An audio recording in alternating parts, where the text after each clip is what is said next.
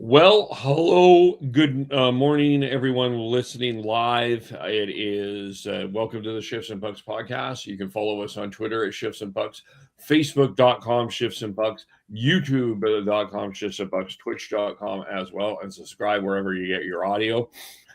We are up very early on this Monday morning as yesterday afternoon, Rasmus Andersson, the long awaited Rasmus Andersson trade has happened. It ended up being the Vegas Golden Knights that won the sweepstakes, if they were sweepstakes. We'll get into that. And so we're here to react to that trade, and joined by Dan and Matt from Fireside Chat. Dan and Matt, at least it's 8 o'clock in your part of the world, not 7 o'clock to get up for. Is that? I think this might be the first time we're talking hockey twice in a 24-hour span. Yeah, yes. I think so. And, Kevin, just for people listening, we hit publish on our episode 25 minutes before the trade broke, and we were trying to figure out where we was going. So we have content now that is not going to age for the rest of the week very well. Yeah. Yep. It's like, and that whole segment's completely irrelevant, and now we're filming a new one. Yeah. Well, before we start getting into the reaction, just we'll read. Of course, we're also part of the Hockey Podcast Network. And 1 second. And okay. Let's do the. Let's discuss the trade let's just get to the acquisition while I pull up the information that I need here. So the trade that the Flames receives is a first-round pick in 2027 that is top 10 protected, a second-round pick in 28, which could turn to the first if Vegas wins the Cup in 2026. Do we say go Knights go? Zach Whitecloud, a 29-year-old defenseman, 2 goals this year. Adam Weeb, who is a 7th-round pick in 2022. He plays with Cole Reshney in the University of North Dakota. He's also a partner of Christian Verhoff, if there's any interested in this. Unsigned. And Calgary is eating 50% of Rasmus Andersson's salary. So, Dan, Matt, react to your reaction to the trade. Go ahead, Matt. Well, how would you say, like, there had been like rumors and talk about like possible returns from teams like Detroit and Boston, like with Matthew Poitras and Mason Lohrei, and a first coming to us from Boston. And frankly, the difference between Whitecloud and Andersson is not that huge in terms of like what the overall value of the player is. Whitecloud is a very well-known, excellent defensive defenseman. He's having a slightly not as good this year season, but he still like leads the Golden Knights in the 5-on-5 ice time. Very much a defensive and in the same mold as like Chris Tanev. So, like if the Flames wanted to say flip Whitecloud, like they would get like a similar-ish return as a guy like Ben Sherratt did, or even Brandon Carlo, like a first and a prospect. And getting 2 more top 65 picks also helps. Like this rebuild, retool thing is going to take a while, so getting as many bullets in the chamber, you're gonna eventually start hitting those prospects like they did with the Matvei Gradin. So just more fuel for the rebuild. Like the Flames now, like over a 4-year span, will have 8 first-round draft picks, along with I think it's like 10 second-round draft picks between all of those years. So that's a big way to kickstart a rebuild. Matt, you and I were just talking yesterday about how the Flames need to find some defensive-minded defensemen, and it looks like they found one. Yeah, and also, like, this gives the Flames some flexibility, too. Like, if they wanted to keep Whitecloud, it also makes it more feasible that you could, say, move Mackenzie Weegar instead to allow guys like Brustevich and Perek more of a runway to learn the offensive side and be like more responsible for, like, say, running a power play, and let them learn, in the NHL how to play that way, while having like every pairing having that shutdown defenseman between White Cloud, Ball, and Kuznetsov. And it just gives every line that flexibility to have the more offensively minded guy go do their thing. Yeah, for me, I think that if there's not going to be an extension included in this deal, which there's not, I think the Flames probably got the best package they could here. I mean, the first and the I agree. second are really the pieces you need. I think it's kind of funny now that we have Vegas' first this year and next year, Vegas' second next year in 2028. Like, we've done a lot of business with them. It's almost like we need our frequent player card at the casino, and maybe we'll get a free night comp for all the business we're doing. But yeah, here's a free third round pick for trading. Connie gets a free buffet now. Yeah, I think that whether White Cloud stays or not, I mean, we've had a lot of discussion, the three of us, about the Flames will probably end up picking up a body. And while there's some guys you can bring up, I think they like the idea of having a defensive body here. Whether White Cloud stays past the trade deadline or not, I don't know.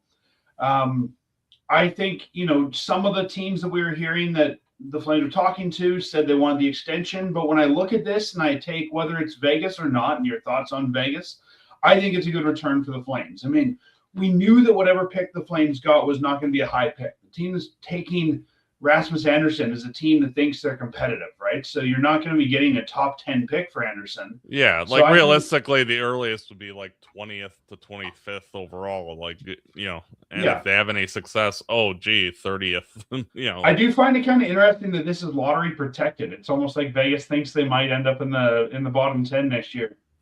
Well, with Stone always being injured off and on, it's not a bad protection. But yeah, I think, overall, when I look at the pieces, it makes sense to me. And I think we've all talked about this, and I remember us having this discussion before the season started. I think a lot of Flames fans overvalued what Rasmus Andersson would be worth on the open market. And I think there's a very realistic return. Well, and one of the things I wanted to bring up is, like, last summer, like, the offered return from Vegas was the exact first round pick that we ended up getting, and Haig, who refused to waive his no trade clause. Now, White Cloud in the second is basically equivalent to what Haig is in terms of value. So my question is that, like, if this was going to be the inevitable outcome, why didn't we trade him last year? Like, it seems kind of like just a waste of everybody's time. And it frankly made the Flames a better team this year than they needed to be to have this player on the roster if they were just going to get the exact return that they would have in, say, June last year. Before we get there, some interesting math. Oh, go ahead, Kevin. First of all, I'll just read I got the copy here. Every year, every sack, every interception, and every touchdown.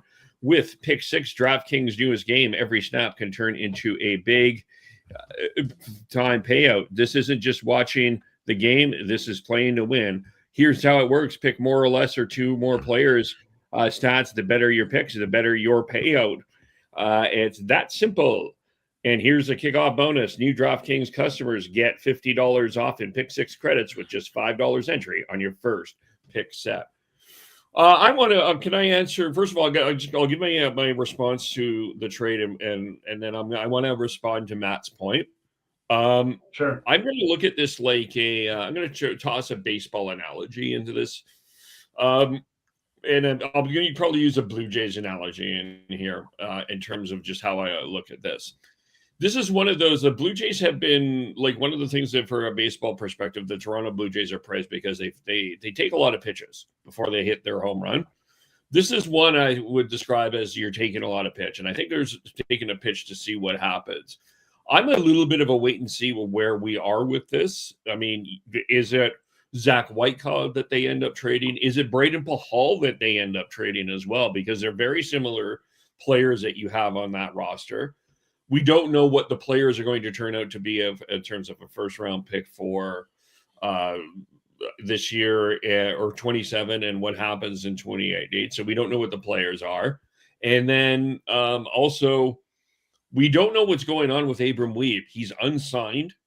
So, I mean, the Flames, it doesn't sound like he may play, he might, according to some scouts, is a bottom six defenseman in the National Hockey League, but he's probably a guy that ends up mostly playing a lot with the Wranglers if he's coming forward, which I know that the focus is on the Flames, but from the Wranglers' perspective, you still need bodies. So that still adds to your depth within the organization. So we'll see what happens with that. So I'm a lot of a wait and see. And not just bodies, Kevin. I think sometimes we forget that we need guys to make the other guys look better. It's not just bodies to fill space, but those guys help the other players look better. Yeah. Well, and also you have to add that like Reshny is his teammate, so like he probably knows like what kind of guy he is, and yeah. So there's some connections there for sure. Matt, for me, I look back. I know that a lot of this is sort of, we'll get into the next part of this topic here. But Rasmus wasn't going to extend with anybody back in the summer either. I think Rasmus came out of last year and he had a horrible year. And I think he wanted to see and play out what was his value going to be coming up in this year. And certainly, I mean, I don't even know if I'm Rasmus Andersson. I signed an extension before the Olympics. I don't think I think he's playing this as smart. I admire the fact he's betting on himself, because I think we're all assuming he's going to sign in Vegas. I think there is a little bit of a possibility he doesn't, based on what he could end up getting if Vegas wins the cup. That's part of that real reason that Vegas wins it is because of what Andersson ends up doing. I think he'll be a key factor in that, and he may end up getting more money. He may be leaving money on the table if he signs. If he even signs, I think if he thinks that he can win a cup with Vegas, he'll be worth more in the summer, even if he signs with Vegas. Yeah. And I think it's Rasmus's right to do this. I think there's some people criticizing Rasmus for this. I think Rasmus is doing the best thing that he can do for his family. And I kind of admire that he's betting on himself.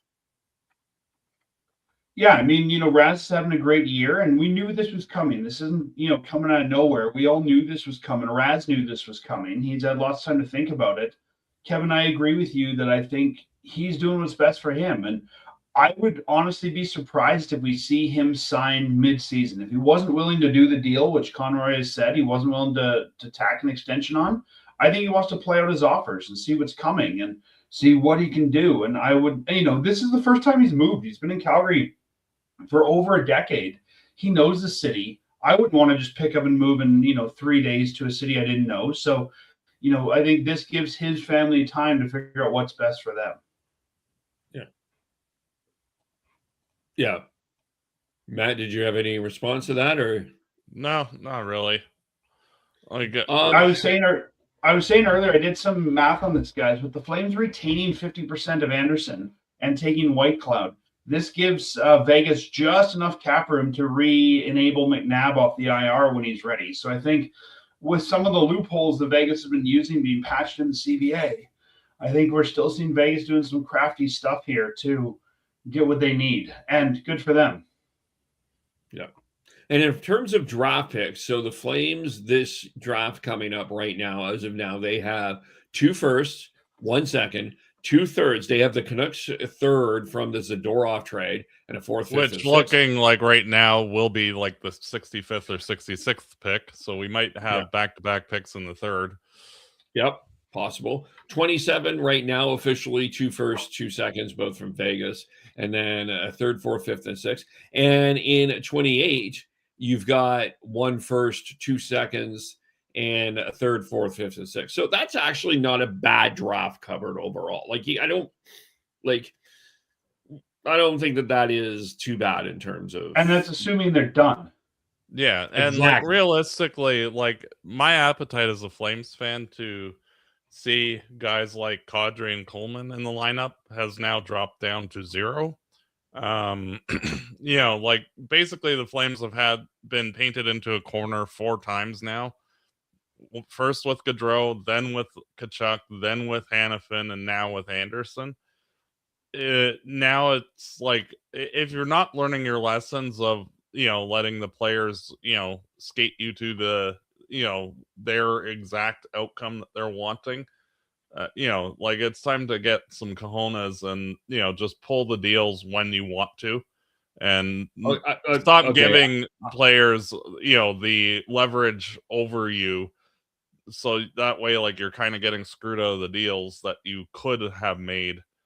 Like my thought process, like with Anderson possibly getting traded last year, like the Flames would have had the entire free agent time to go sign somebody to, like a veteran guy to replace Anderson, much like getting White Cloud, or, like shift things. And you're basically like 1 year out from having the same scenario with Coleman and Kadri as well. And like, it's, I think like the Flames need to firmly like stop this nonsense from happening, and like not treating the players with quite as much respect. Okay, well, I'm going to push back a little bit on that, because I had this debate online too with a couple of people. The Flames would not have gotten this package last year for Rasmus Andersson. There's no way they would have. Rasmus Andersson was coming off one of his worst years of his career. He was a minus 35 last year for a team that was 1 point out of the playoffs. He played most of last year hurt. We remember he revealed that he had a broken ankle at the end of the year.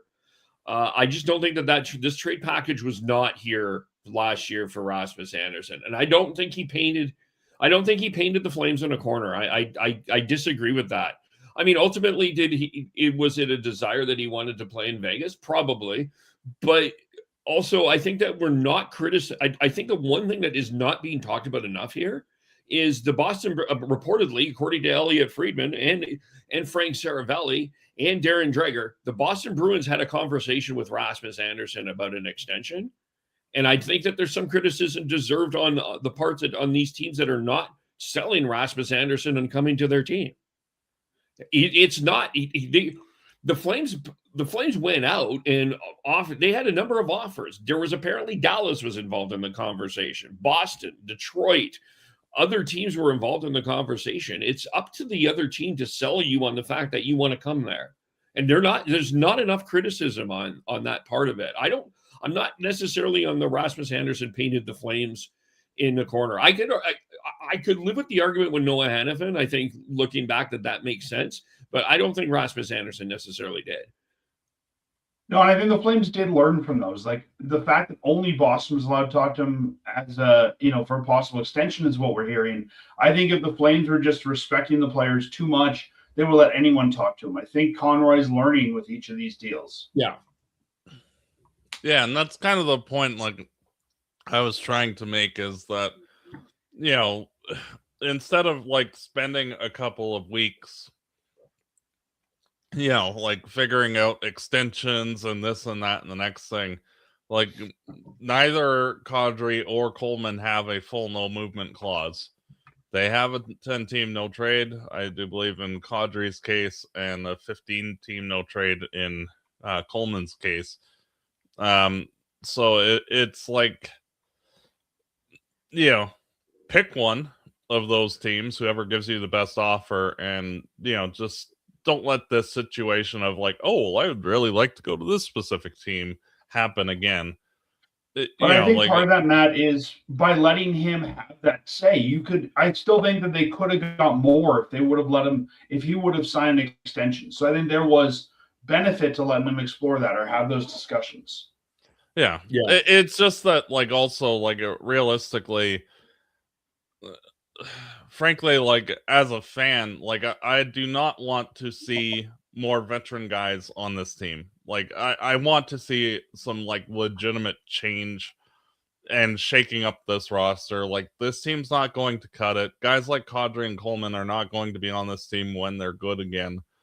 So, like as much as like they've been great Flames, like there's just absolutely no need for them being in the organization at all. Like all they're going to do is make us stay in the mushy middle and not contribute in any tangible way to our success. So like it's also kind of better to just rip the Band-Aid off and just be terrible and look in the off season for like our version of Tyler Toffoli with San Jose, and like how he's become like a great mentor for the young Sharks players.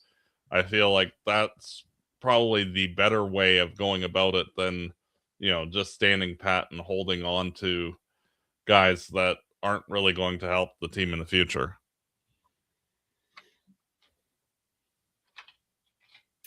I think we have some of those vets. Like I guess, and I don't know if we want to have this discussion this morning. I'll leave that to Kevin. But I don't know. I think Coleman's a great guy to do what Toffoli is doing. And yes, you can move Coleman to get value, but you're saying you don't want vets, but then bring in a vet like Toffoli. I think you need some veterans, and it's just a matter of if you want to shuffle the deck chairs, which it sounds like maybe is what the Flames or what you're suggesting the Flames do.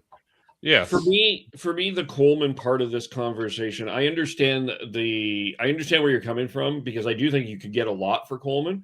But Coleman has also expressed a desire to stay in Calgary, which I think is absolutely huge considering everything else that is going on here. And I think the one thing, I think in the future we're discussing this, like a Flames Canucks conversation about where the rebuild process is. The one thing that I think the Flames have going for them is they are trying to establish an identity of a hockey team, and I think you do that with Backlund's and Coleman's.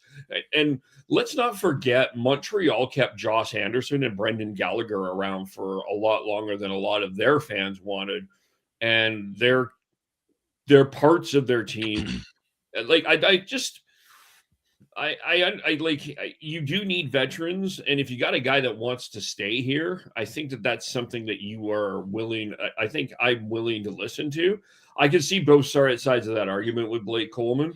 If I'm a team, I'm trying to see if I can get Backlund and Coleman out of Calgary, both of them, because I think both of them can help me win a Stanley Cup. But that's a whole other topic. But you're still going to need vets, even if this team is not going to be good when he's gone or whatever. You still need vets. Like that's, and that's where you would hypothetically, like in a return, would be taking on like cap casualties like White Cloud in like whatever deal. Like say you flip Kadri, you're likely going to get somebody that is a veteran guy that's making some money in return for that player as well, because especially with the Flames only having one retained spot left,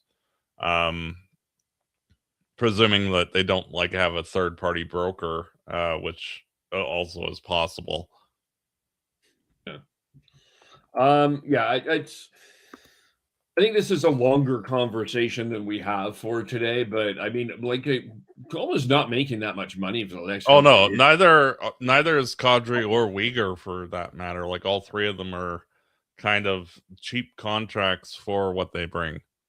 Yeah. Yeah, I guess so. Part of this, I guess we kind of discussed that the Flames wait too long.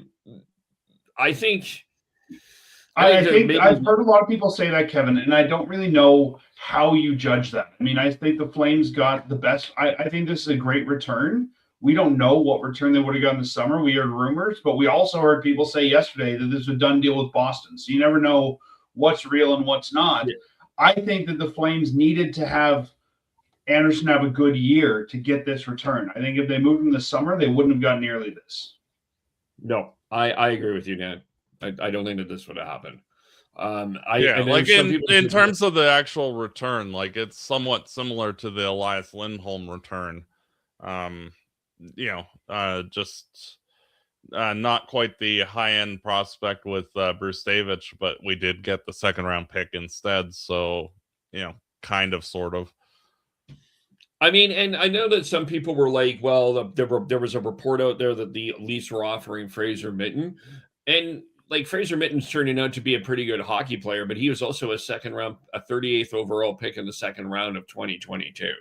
So is that as good as the player that you're about to get now in terms of drafts? It's probably around the same that what you got for in terms of Vegas, what you got from Vegas is probably the same. So yeah, I mean, yes, and to be honest, like I trust Calgary's scouting staff a little bit more than most teams. Like they've done rather well with their recent first round picks, getting guys like Reshny, Potter, Parekh, and Gradin. Like that's a pretty good track record just off the last couple of years. Yeah. And I mean, we're talking about scouting too, and we also see the Flames often move up or down in the draft. So while they've got a lot of picks, like Kevin said, we also have to remember that these are also currency, right? So whether for a young defenseman or someone else, whether they make all these picks or not, I think it'd be interesting to see what the Flames do with those. Because we've seen a lot of times they'll give up a pick to move up, or give up a pick to move, down, or get a pick to move down a couple. So, I think it's interesting for Conroy to have that currency with the scouting department he has. Yeah. The other topic that came up, the controversy that came up, and I got into a bit of a debate with this online on Twitter, is the argument that Rasmus Andersson ended up playing. Well, I think Thursday against Columbus, and then he gets into the fight, and then Saturday, the last home game against the Islanders. Did anybody have a problem with Rasmus Andersson playing those last two games?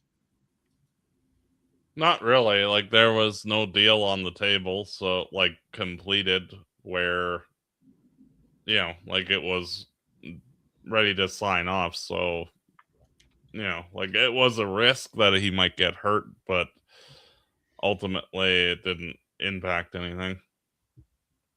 Yeah, I have no problem with it because I think every day we're hearing he's going to be moved, and he wasn't moved, and he's going to be moved, and he wasn't moved. So you trust the Flames to keep him out of lineup when it's time.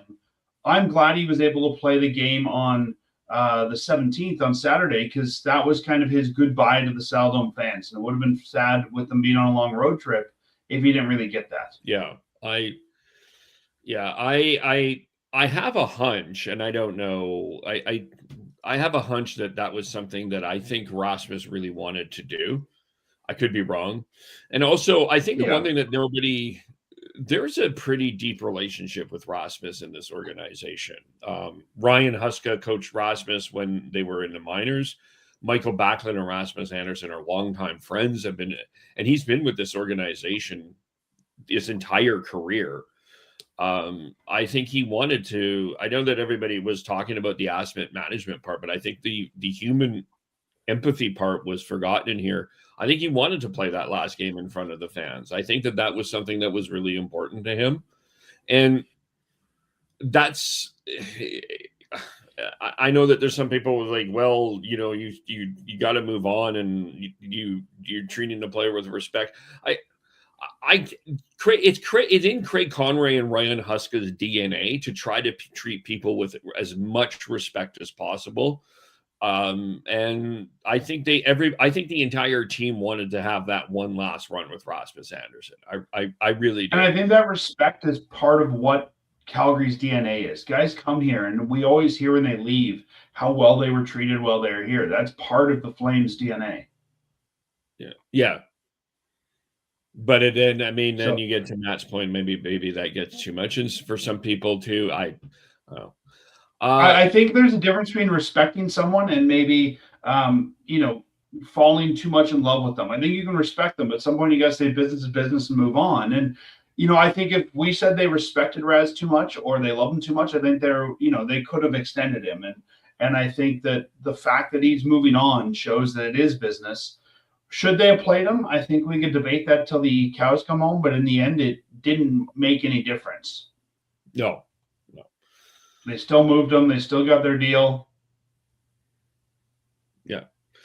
I mean, you could argue the other way. If he was a pending free agent, should they have played him in game one? Because he might have got hurt and we might not have been able to trade him. Yeah. Yeah. You know the game. Now make it pay. Download the DraftKings Pick 6 app now and use code THPN. That's code THPN and play just $5 and you get $50 in Pick 6 credits. Make the call. Ride the upside. In partnership with DraftKings Pick 6, the crown is yours. Gambling problem? Call 1-800-GAMBLER. Help is available for problem gambling. Call 888-7897-777 or visit ccpg.org.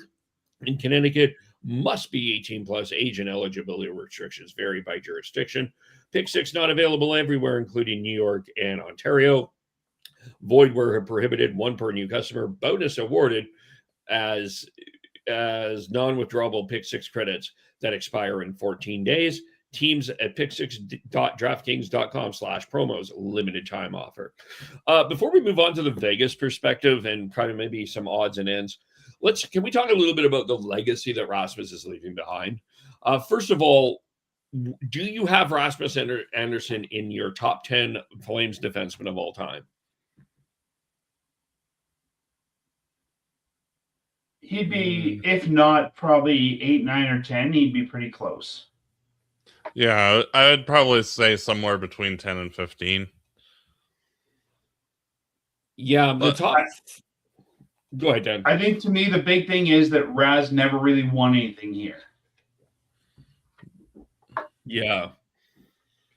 Yeah, and like even in like the marquee playoff series that the Flames played against Edmonton, like he was not good at all in that series. And yeah, like that the Flames had zero success with him here. So, you know, like, yes, his regular season numbers are decent, but his impact on the organization was, you know, he was there.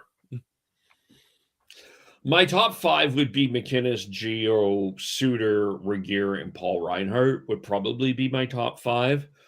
I would probably I would probably put Rasmus probably in that same kind of in the Jamie McCowan era kind of like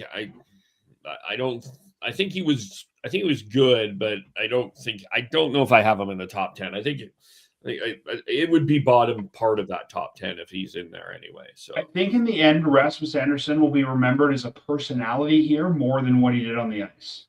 Yeah.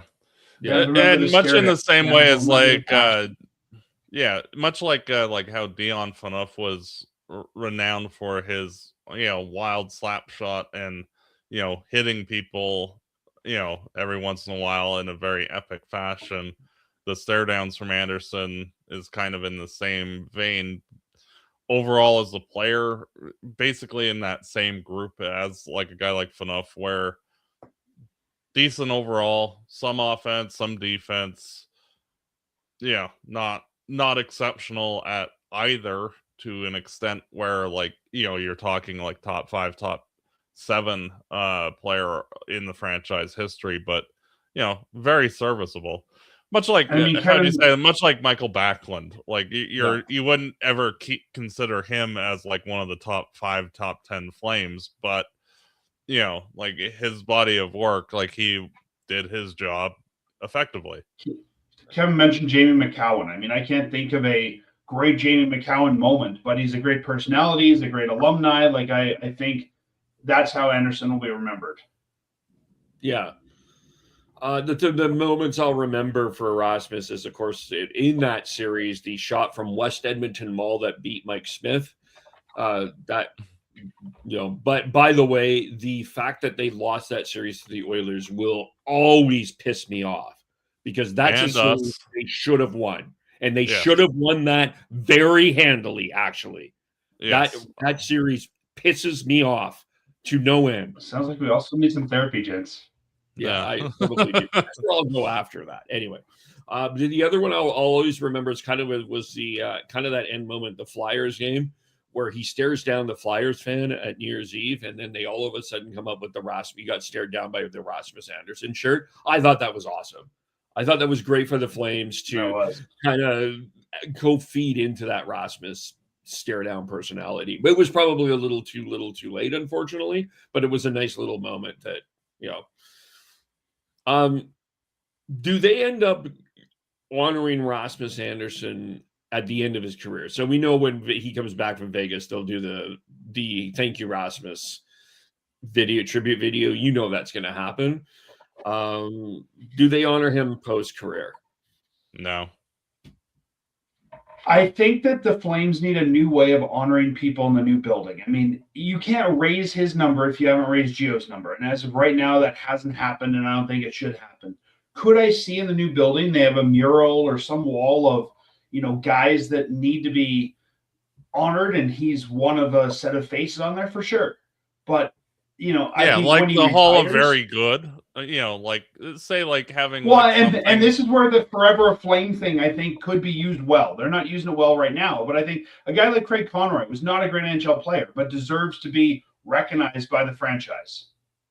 Yeah, exactly. And, guys from like say Gary Roberts, for example, or like that echelon, not your first line guys, but, your second and third line guys that were there. A guy like Michael Backlund, Rasmus Andersson, Dion Phaneuf, Regier, not good enough to get your number retired, but, they did have, special times with the team enough where, even a guy like Sean Monahan, same thing. Yeah, I think there's some program that needs to be put in place. And I'll use the Forever Flame name because what we have to remember guys like Anderson, and maybe it's a wall in the new building, maybe it's some outdoor installation of the new building.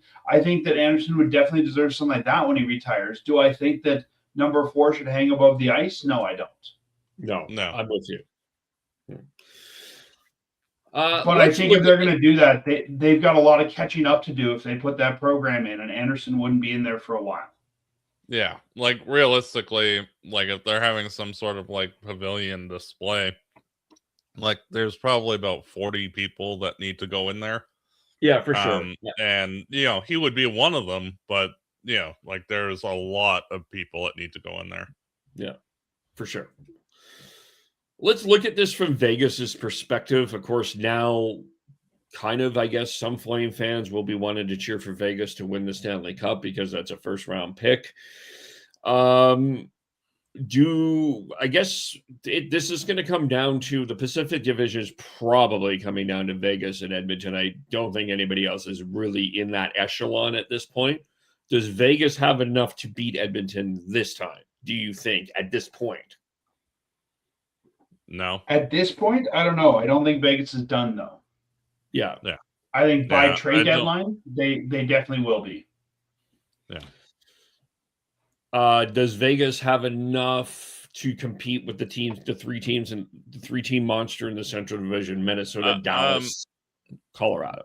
If they were playing in the first 2 rounds, no, absolutely not. But we saw in previous years when Edmonton actually skated through to the finals that you're basically running the gauntlet to get to the conference finals if you're in that division, and all 3 of those teams are going to beat the ever-loving crap out of each other. Yeah. So, a relatively healthy Golden Knights or Oilers team is going to kind of, be well rested compared to, either of those 2 teams. So it'll be more of an even matchup, with the possibility of those teams moving on, even though structurally all of the Pacific teams are weaker than any of what's in the Central. When I look at Vegas, I see a lot of veteran depth, and I see a lot of guys that have won a cup. I mean, even White Cloud, who the Flames they're getting a Stanley Cup winner there. I think there's something to be said for a team that has done this and knows how to do this, and has that sort of like Matt said, when you run the gauntlet, knowing how to push through that. Guys that have done that before, and I think Vegas. I don't know if they'll win the Stanley Cup, but I think they could surprise with how far they go. I think it's the weakest Vegas team we've seen in a while, but I still think that they could surprise. My big concern with Vegas right now, well, I think health is one thing, but they cannot go to the playoffs with Carter Hart as their goaltender. And I know he's injured at this point, but he's clearly not an NHL level goalie. Like anytime I've watched him, that's not even close to NHL level goaltending. I think if you don't believe in what you have, I think you maybe need to find someone, or you go with a Hill or Schmid. But Carter Hart is not the answer there at all. That's the one big concern that I have. I don't mind the rest of that team. I think it's pretty solid overall, and you know that they're going to find someone else to add to that situation because they're Vegas, and Vegas does Vegas things. But I think goaltending would be my biggest concern out of there. I'd say it's been my concern in Edmonton for years too, though, and they've been able to outscore their mistakes. Yeah, but you've got a McDavid that can outscore your mistakes, and I don't think Jack Eichel is a player that can. And even, I mean, I guess the other question is Leaf fans are going to say, well, Mitch Marner disappears in the playoffs. I think Mitch Marner is going to have a hell of a playoff, actually. I think he's going to be very good this playoff. I think he's going to prove a lot of Leaf fans very wrong. I really do. But, yeah, though it'll be interesting. I think there's a lot to go on until there. Is there anything else now, I guess, with this Rasmus? I guess we now wonder about Coleman. We wonder about Kadri. I did put down, I think we wonder if White Cloud gets flipped. I do wonder if with this White Cloud trade, if this means Braden Pahal, although you won't get anything too much for him. I imagine Pahal's days could be numbered here too, and I do wonder if Joel Hanley's days are numbered here too. But Pahal's the younger of the two. I think if you're going to keep one, you're going to try and keep Braden Pahal.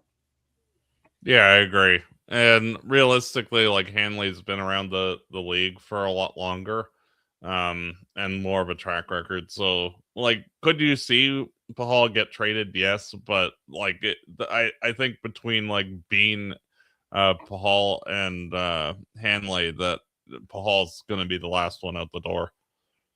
We see guys like Treliving every year who love to bring in a veteran defenseman to the deadline. I could see maybe him bringing in a guy like that, but you're not getting much for any of these guys. No, it's like between a fourth and a seventh. Like the only reason I could see the one thing I could see Pahal leaving here is they are a little deeper on the right side than they are on the left side in terms of left shot defensemen. Which I see your point, but that's the other side that I mean, White Cloud and Pahal are a little bit of a similar player. White Cloud being a better player, but yeah, it also depends on what they do with Parekh as well. Like if they decide to ship him back to juniors after the Olympics, or like during the Olympic break. I don't know if they can. My understanding was it was January 10th was the deadline on that you can't send them down after that. I mean, right now, if we look at it, the Flames D is Ball, Uyghur, Kuznetsov, White Cloud, Hanley, and whoever they decide to put there, whether that's Stevens or Parekh or whatever. So I think that, I mean, if you think Pahal should be a full-timer, sure, maybe move him. But at the same time, I think having a jam on defense is not a bad thing either. And I can't see them actively looking to move one of these guys. We'll see. Well, let's leave it there. So where can people find your irrelevant episode now of the Rasmus Andersson trade? You can find us at firesidechat.ca or wherever you find podcasts. We're on Spotify, we're on Apple Podcasts, wherever you would find them. And you can hear us talk about what we thought was going to happen with Andersson hours before it happened. And this coming week, we'll give our thoughts on the Andersson trade. All right. Dan, Matt, have a good rest of your morning. Of course, you can follow us on Shifts and Pucks on Twitter, Facebook.com Shifts and Pucks, YouTube.com Shifts and Pucks, Twitch.com Shifts and Pucks. Subscribe wherever you get your audio, as well as on the Hockey Podcast Network. Thank you for watching. Thank you for listening. And we will talk to you all very soon. Bye for now.